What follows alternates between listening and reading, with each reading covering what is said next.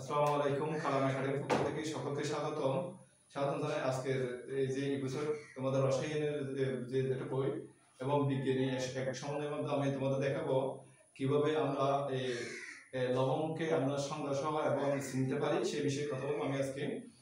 লবণ হচ্ছে এমন একটা বিষয় যেটা হচ্ছে তোমাদের অ্যাসিড এবং ক্ষারকের বিক্রিয়া করে একটা নিরপেক্ষ একটা ধর্মী একটা পদার্থ উৎপন্ন করবে, তখন আমরা এটাকে লবণ হিসেবে বেছে নিব।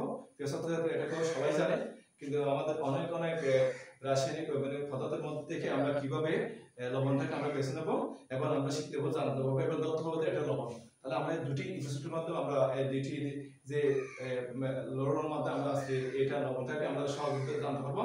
প্রথম হচ্ছে এখানে তোমাদের লেখা আছে এখানে H+ বাদে কোনো ঋণাত্মক আয়ন অথবা মূলযোগ থাকে, তখন আমরা এটা মনে করবো এটাকে আমরা যখন যৌগ গঠন করবো তখন এটা দহনের মধ্যে এটা লবণ। আরটা হচ্ছে আমাদের এখানে লেখা আছে OH-, ঠিক আছে, বাদে যখন ধনাত্মক আয়ন অথবা মূলকের মাধ্যমে যে রাসায়নিক বন্ধন গঠন হবে অথবা পদার্থ গঠন হবে, তখন এটা দহনীয় আমরা নিয়মিত আমরা এটা একটা লবণ। ঠিক আছে, আমরা এটা দেখাবো এবং কিভাবে আমরা এখানে লেখা আছে বিক্রিয়ার ফলে নিরপেক্ষ ধর্মী এবং পদার্থ উৎপন্ন করবে, তখন আমরা এটাকে লবণ বলে।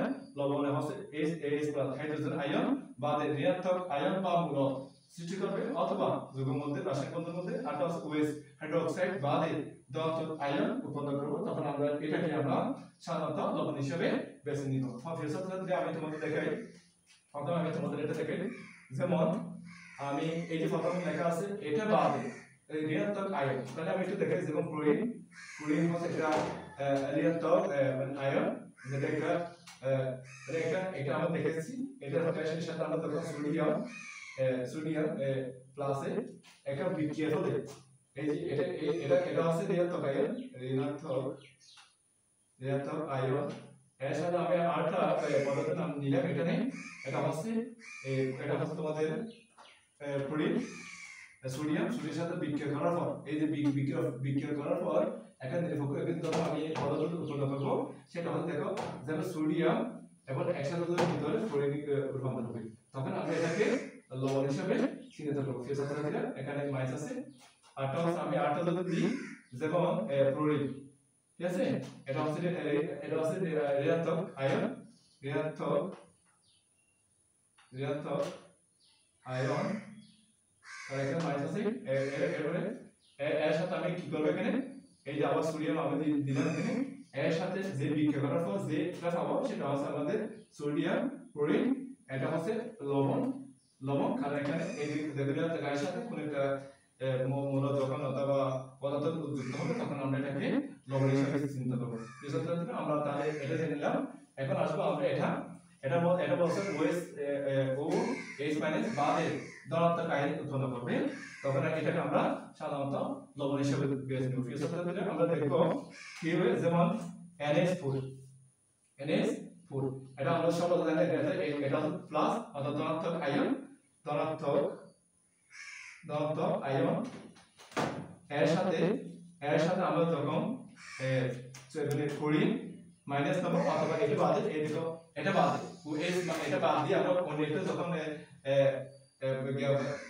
গঠন করবো, এই যে মূল অথবা আমরা পদার্থ নিয়ে আসবো, তখন এখানে আমরা সাধারণত যে বন্ধন যে বিক্রিয়া করবে, তখন আমরা যেমন এখানে দেখতে পাচ্ছি NH4 এবং ক্লোরিন H, যখন এই যে বিক্রিয়া মানে এটা বিক্রিয়ার মাধ্যমে এখন বিক্রিয়া করছে, বিক্রিয়া করার পর যেটা উৎপন্ন হবে সেটা হচ্ছে আমরা জানি লবণ। অর্থাৎ আমি তোমাদের দেখাতে চাচ্ছি যে এটা না দিয়ে আমরা কিভাবে মানে কি ঋণাত্মক আয়নের মাধ্যমে এটা লবণ উৎপন্ন করা যায়, এই যে এটার মাধ্যমে কিভাবে উৎপন্ন করা যায়।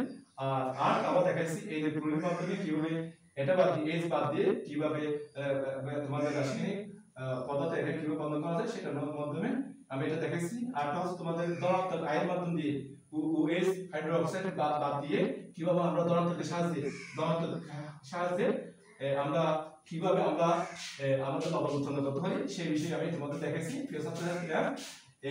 এইটার মাধ্যমে দিয়ে আমরা আজকে আমরা লবণ এবং